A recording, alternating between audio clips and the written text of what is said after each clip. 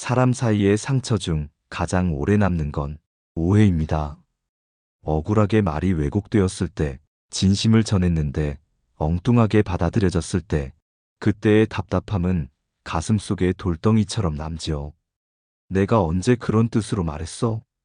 아니, 그건 오해야. 이런 말들을 수없이 되뇌며 밤잠을 설친 경험, 누구에게나 있을 겁니다.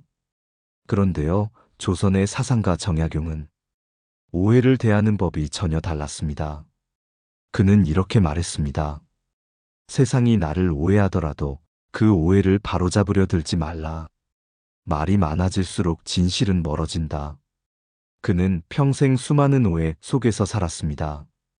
조정에서는 그를 역적으로 몰았고, 가족 안에서도 종교 문제로 불화가 생겼으며, 학자들 사이에서도 그의 뜻을 잘못 해석하는 이들이 많았습니다. 그런데 그는 억울하다고 소리치지 않았습니다. 그 대신 묵묵히 글로 답했습니다. 그의 침묵은 두려움이 아니라 확신이었습니다. 진심은 언젠가 제자리를 찾는다는 믿음 말입니다. 오해를 억지로 풀려는 사람일수록 관계는 더 꼬입니다. 왜냐하면 오해는 논리로 풀리는 것이 아니라 감정으로 얽히는 것이기 때문입니다.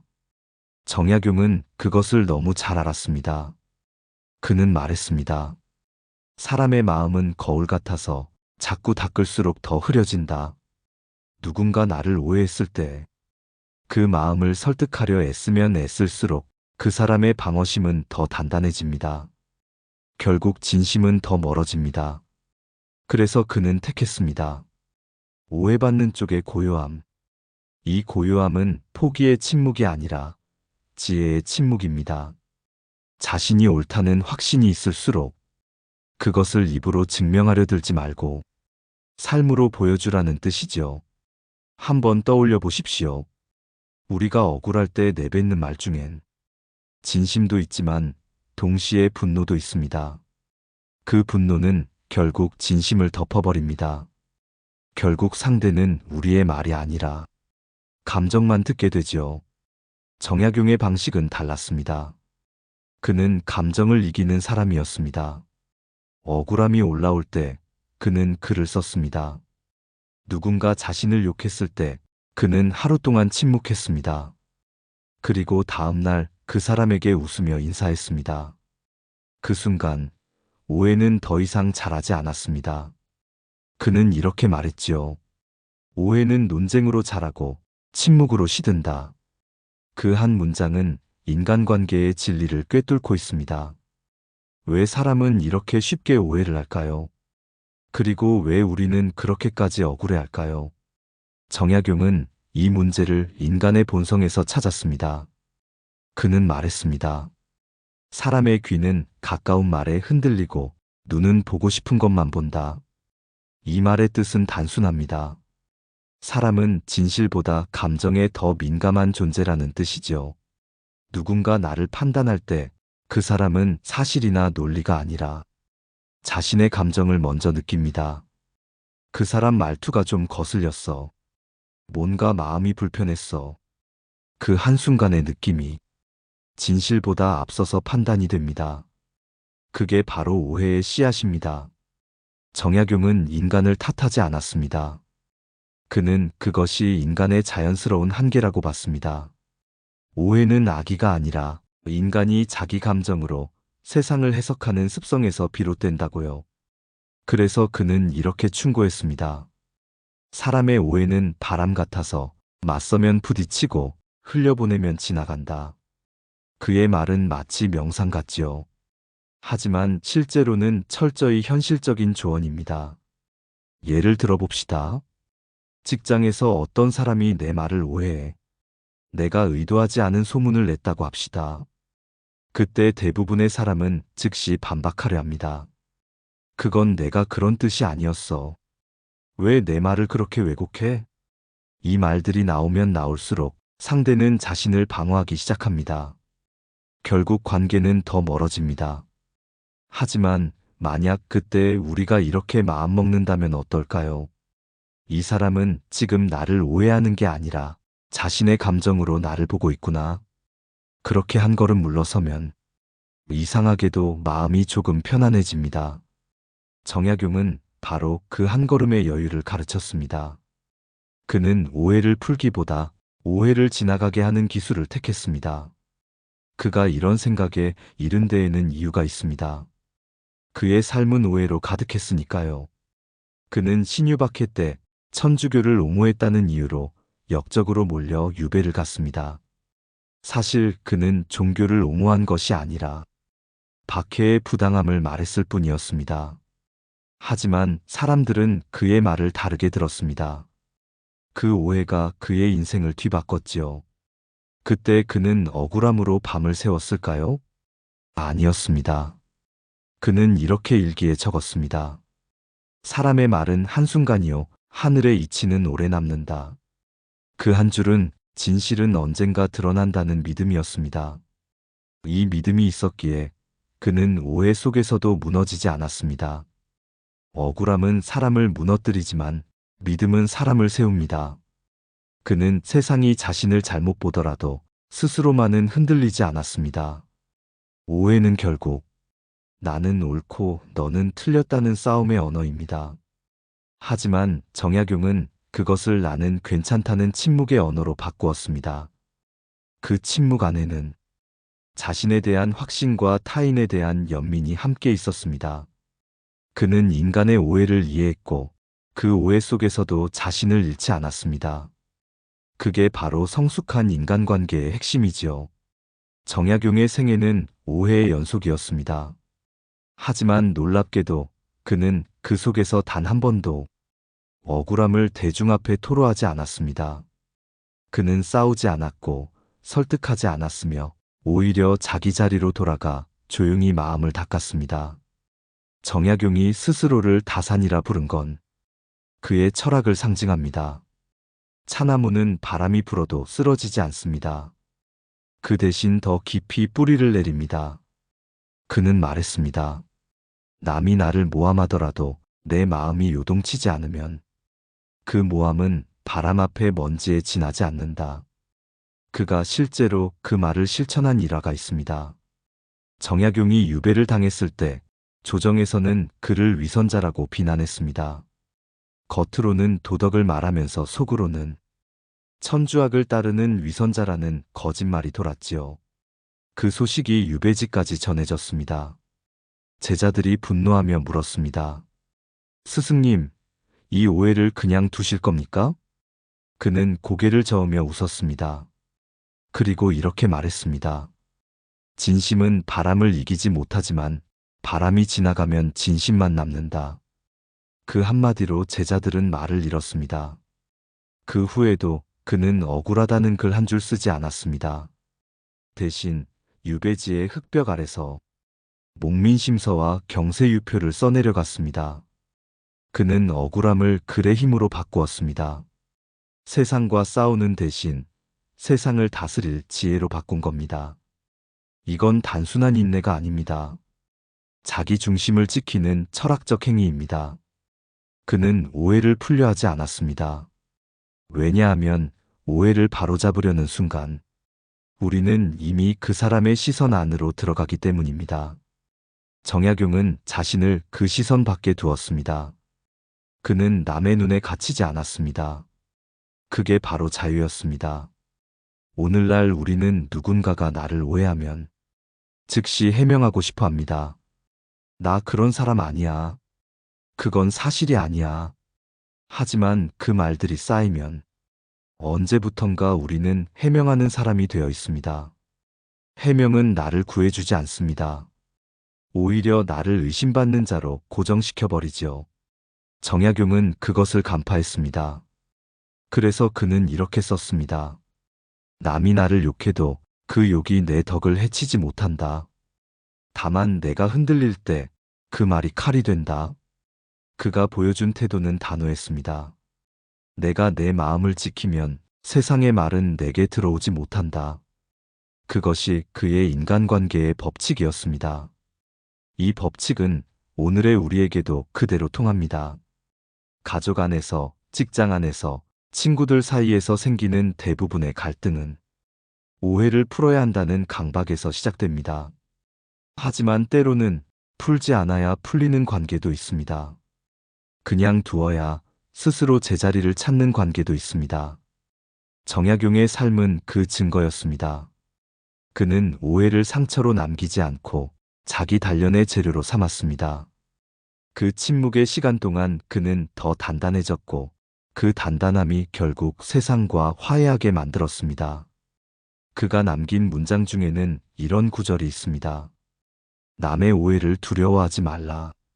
오히려 그 오해가 내 마음을 비추는 거울이 된다. 그의 철학은 이 한 줄로 요약됩니다.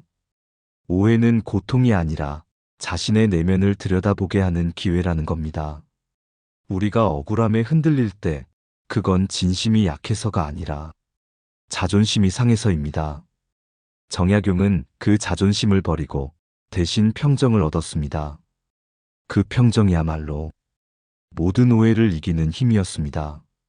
오해는 가까운 관계일수록 더 깊게 파고듭니다. 멀리 있는 사람의 말은 흘려보낼 수 있지만 가족이나 동료의 오해는 마음을 찢습니다. 내가 그동안 얼마나 진심이었는데 그 생각이 우리를 더 괴롭히지요. 정약용은 이 문제를 누구보다 먼저 꿰뚫었습니다. 그는 이렇게 말했습니다. 가까운 이는 내가 말하지 않아도 나를 알아야 한다고 생각하고 먼 이는 내가 말해도 믿지 않는다. 이 문장은 인간관계에 가장 큰 환상을 찌릅니다. 가까운 사람일수록 나를 알아주겠지라는 기대가 생기지만 현실은 반대입니다. 가까운 사이일수록 오해의 가능성은 더 높습니다. 왜냐하면 서로의 감정이 너무 자주 부딪히기 때문입니다. 정약용은 그걸 경험으로 배웠습니다. 유배지에서 그는 가족과의 관계에도 상처를 입었습니다. 형제 중 일부는 정치적 이유로 그를 멀리했고 그는 그 오해를 풀려하지 않았습니다. 그 대신 편지 한 통을 보내 이렇게 썼습니다. 내가 너를 원망하지 않는다. 다만 우리가 다른 하늘을 보고 있을 뿐이다. 그 짧은 문장은 오해를 풀지 않고 이해로 감싸는 방식이었습니다. 그는 진실을 설명하지 않았습니다. 대신 서로의 시선이 다름을 인정했습니다. 그게 바로 성숙한 거리두기의 철학이었습니다. 이 철학은 오늘의 우리 관계에도 그대로 들어맞습니다. 가족 간의 오해, 부부 간의 냉기, 직장에서의 뒷말과 불신, 이 모든 갈등의 뿌리는 내가 옳다는 확신과 상대가 틀렸다는 단정에서 자랍니다. 우리는 누군가가 나를 오해하면 그걸 바로잡아야 관계가 회복된다고 믿습니다. 하지만 정약용은 정반대로 말했습니다. 설명은 관계를 살리는 것이 아니라 감정을 다시 데우는 불씨가 된다. 그 말은 냉정하지만 너무나 정확합니다. 오해가 생겼을 때 설명은 때로 기름을 붓는 일입니다. 그럴 땐 한 걸음 물러서서 시간이 그 일을 하게 놔두어야 합니다. 한 중년의 부부가 있었습니다. 남편은 늘 조용했고 아내는 그 침묵이 무심함으로 느껴졌습니다. 나한테 관심이 없지? 아니, 그저 피곤했을 뿐이야. 이 대화가 반복되며 관계는 점점 굳었습니다. 그러다 어느 날 남편이 말했다고 합니다. 당신의 말이 틀리지 않아. 내가 말이 없어서 당신이 외로웠을 거야. 그 한마디에 아내는 울었습니다. 그 순간 오해는 풀린 게 아니라 스스로 녹아내린 것이었습니다. 정약용이 말한 오해를 흘려보내는 법은 바로 이것입니다. 이기려 하지 않고 진실을 증명하려 들지 않고 그저 상대의 마음을 바라보는 것. 그는 그것을 마음의 온도 조절이라 했습니다. 마음이 식은 자에게 논리를 주면 돌이 되고 마음이 따뜻한 자에게 침묵을 주면 꽃이 된다. 오해가 생겼을 때 우리가 줄 수 있는 최고의 선물은 해명이 아니라 여유입니다. 그럴 수도 있겠다. 이 사람은 지금 나를 다르게 보고 있구나. 그 한순간의 여유가 관계를 구합니다. 정약용의 지혜는 결국 이렇게 정리됩니다. 오해를 이기려 하지 말고 그 오해 속에서도 나를 잃지 말라. 그게 인간관계의 품격입니다. 정약용의 철학에서 가장 빛나는 대목은 그가 오해를 이기는 힘을 외부가 아니라 내면에서 찾았다는 점입니다. 그는 말했습니다. 남이 나를 비방해도 내 덕이 줄지 않고 남이 나를 칭찬해도 내 지혜가 더하지 않는다. 이 한 문장은 단단한 철학의 핵심입니다. 타인의 시선이 나를 흔들지 못하게 하라는 뜻이죠. 그가 유배를 살던 시절 조정의 관료들은 그를 역적으로 몰았고 학자들은 그의 사상을 비웃었습니다. 그럼에도 그는 붓을 놓지 않았습니다. 그는 내가 왜 이 일을 하는가를 잊지 않았기 때문입니다. 그 중심이 있었기에 세상의 오해는 그에게 흔들림이 되지 않았습니다. 그는 자신의 마음을 이렇게 다스렸습니다. 내 마음이 곧 내 하늘이다. 다른 이의 말이 아니라 자신의 양심을 기준으로 살았던 사람이었습니다. 그런데요, 이 마음의 중심을 지킨다는 게 얼마나 어려운 일인지 우리는 너무 잘 압니다.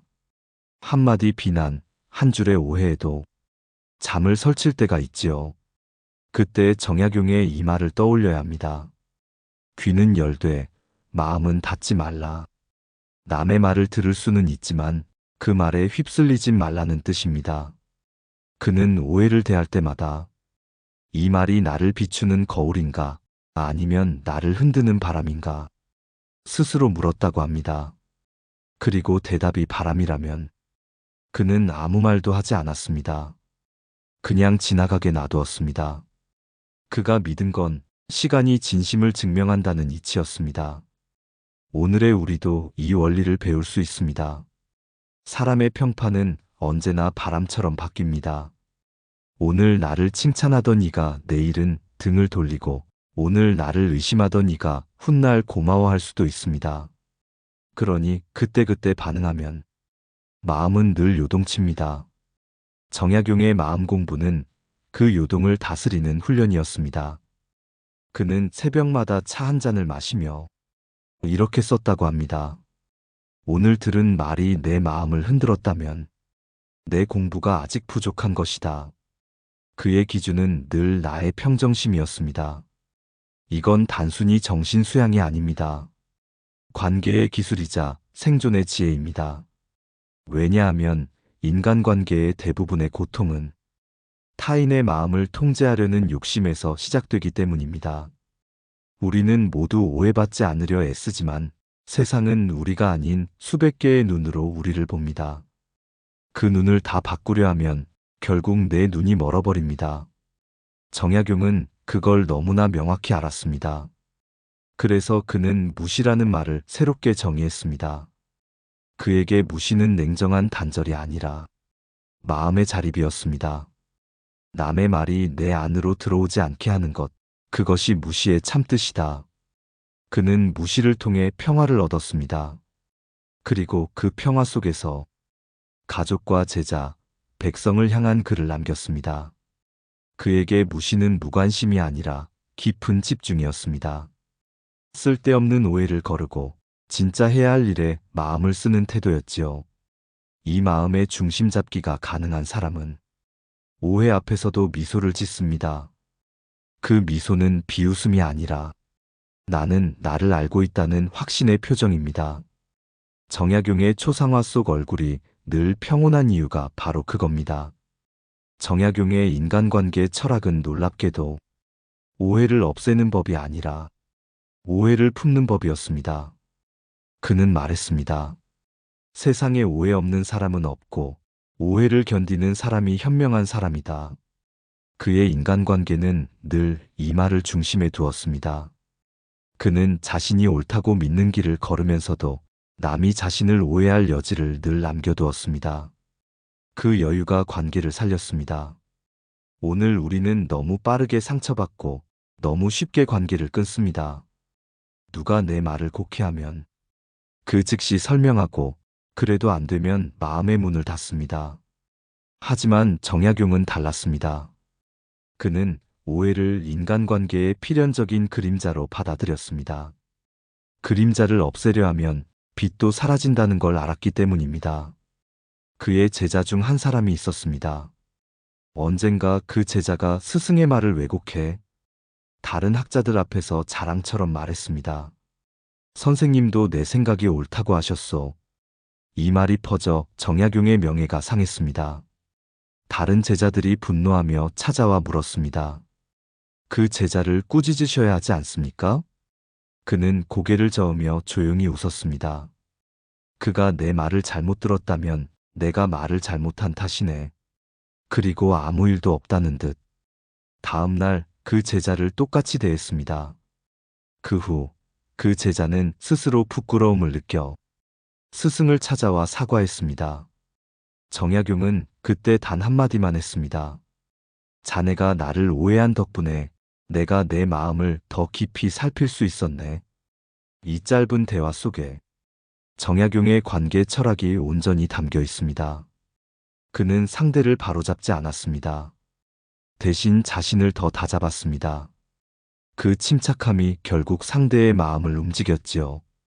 이건 단순히 참는 법이 아닙니다. 오해를 통해 신뢰를 키우는 지혜입니다. 우리가 억울할 때 침묵하면 상대는 결국 스스로 생각하게 됩니다. 내가 너무 성급했구나. 이 깨달음은 설명보다 훨씬 강합니다. 그게 바로 정약용이 믿은 인간관계의 회복 구조였습니다. 그는 오해를 견디며 사람을 잃지 않았습니다.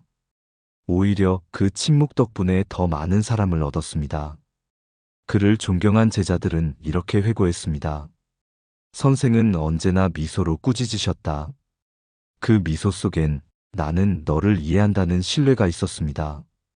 오늘 우리의 관계에서도 이 철학은 여전히 유효합니다.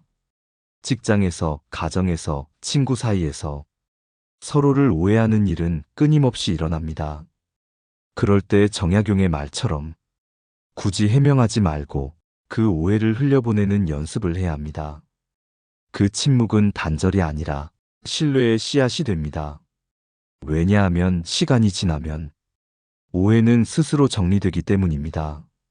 사람은 결국 진심을 감지합니다. 말로 설명하지 않아도 그 사람의 일상과 태도 속에서 진심은 느껴집니다. 정약용이 세상을 떠난 후 그를 오해하던 이들도 하나둘 깨달았습니다. 그의 침묵은 복수의 침묵이 아니었다. 그건 사랑의 침묵이었다. 그래서 그는 죽은 뒤에도 존경을 받았고 그의 이름은 지금까지 남아 있습니다. 그가 우리에게 남긴 말은 이렇습니다. 오해를 버티는 사람만이 진심을 오래 지킬 수 있다. 이 말은 결국 자존과 평정의 철학으로 이어집니다. 누군가 나를 오해하더라도 내 진심이 내 안에서 막다면 그 오해는 더 이상 나를 해치지 못합니다. 그때 비로소 관계는 나를 증명하는 싸움에서 나를 지키는 평화로 바뀝니다. 정약용은 세상의 오해 속에서 살았지만 그 어떤 말보다 조용한 평화로 기억되는 사람입니다. 그의 생애를 따라가 보면 그는 억울한 일보다 억울하지 않게 사는 법을 더 고민했습니다. 사람의 입을 막을 수는 없다는 걸 알았기 때문입니다. 그래서 그는 말 대신 자신의 삶으로 진심을 증명했습니다.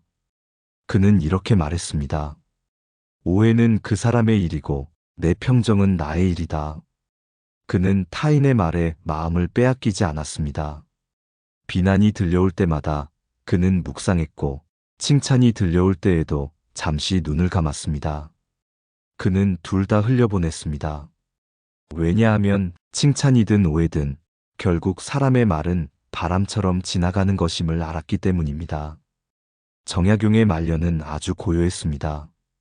유배가 끝나고 그는 다시 벼슬길에 나아갈 수도 있었지만 끝내 그러지 않았습니다.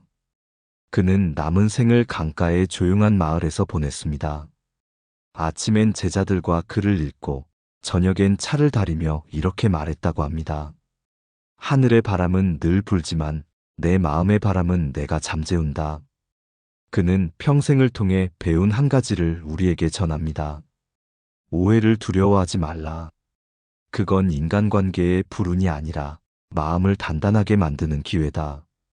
누군가 나를 오해하더라도 그 오해를 정면으로 맞서지 말고 그 오해 속에서 내가 얼마나 흔들리는지를 먼저 바라보라.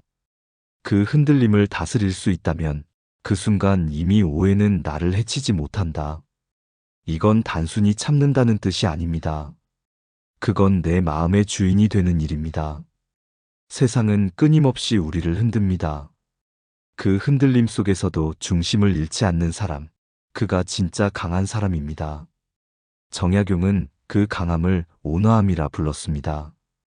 강한 사람은 화내지 않고 지혜로운 사람은 해명하지 않는다. 그의 철학은 단단함보다 부드러움에 있었습니다.